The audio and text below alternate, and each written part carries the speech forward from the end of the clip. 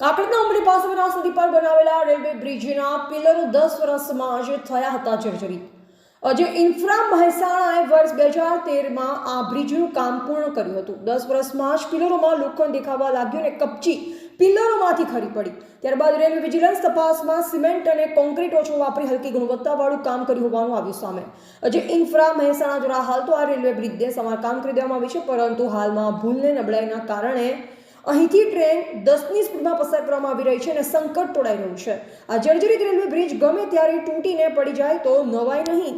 Railway vigilance તપાસ બાદ western railway head office Churchgate મુંબઈના સૂચન બાદ રેલવે વિભાગના ડેપ્યુટી ઇજનેર અશોક કુમાર સિંઘે અજય એન્જિનિયર્સ મહેસાણા સામે નોંધાવી છે ફરિયાદ। એવા જયંતિભાઈ ઠક્કર, સિહોરી, કાંકરેજ તાલુકાના ઉમરીમાં બનાસ નદીમાં રેલવેનો પુલ બનાવવામાં આવેલો છે। એ લગભગ 10 વર્ષ અગાઉ બનાવવામાં આવેલો હતો અને ત્યાંથી ટ્રેન નીકળતી હતી અને આજે 2 દિવસની અંદર કોન્ટ્રાક્ટર વિરુદ્ધ અને કંપની વિરુદ્ધ સિહોરી પોલીસમાં ફરિયાદ દાખલ કરવામાં આવી છે।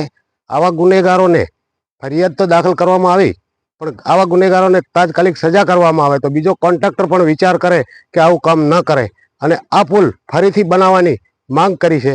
પણ જો પુલ ફરીથી બનાવવામાં આવે તો જ આ યોગ્ય છે, બાકી આ રિપેરિંગ કામ કરવામાં આવે તે યોગ્ય ન ગણાય।